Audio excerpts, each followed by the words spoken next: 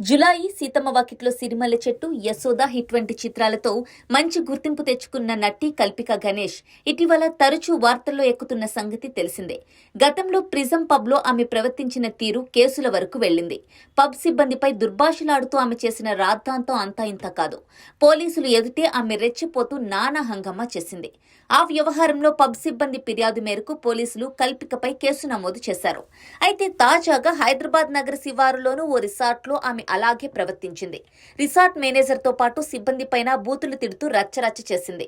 అసలు ఆమె ఎందుకలా ప్రవర్తిస్తుందో అర్థం కాక అక్కడున్న వారంతా నోర్లెళ్లబెడుతూ చూస్తూ ఉండిపోయారు.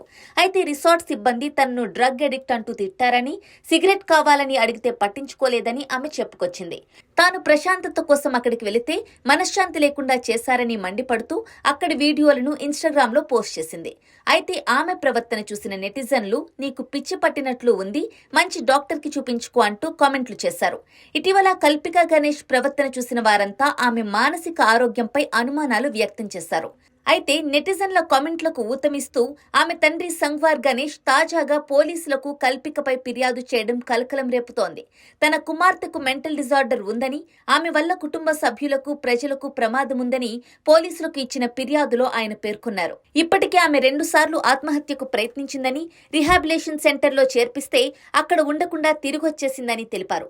కల్పిక 2 ఏళ్లుగా మెడిసిన్ ఆపేయడంతో డిప్రెషన్లోకి వెళ్లిపోయిందని, అందువల్ల ఇంట్లో తరచూ గొడవలు చేస్తూ న్యూసెన్స్ క్రియేట్ చేస్తోందని సంగ్వార్ ఫిర్యాదులో పేర్కొన్నారు. తన కూతురిని తిరిగి రిహాబిలేషన్ సెంటర్కు తరలించేలా చర్యలు తీసుకోవాలని ఆయన పోలీసులకు లిఖితపూర్వక ఫిర్యాదు అందజేశారు. కల్పిక గురించి స్వయంగా తన తండ్రే పోలీసు ఫిర్యాదు ఇవ్వడంతో ఈ వార్త ఇప్పుడు సోషల్ మీడియాలో వైరల్ అవుతోంది. ఆమె ప్రవర్తన చూస్తే మానసిక పరిస్థితి బాలేదని తెలుస్తోందని, ఇప్పుడు కన్న తండ్రి కూడా అదే చెప్పడంతో ఆమెను వెంటనే ఆసుపత్రిలో చేర్పించాలని నెటిజన్లు కోరుతున్నారు.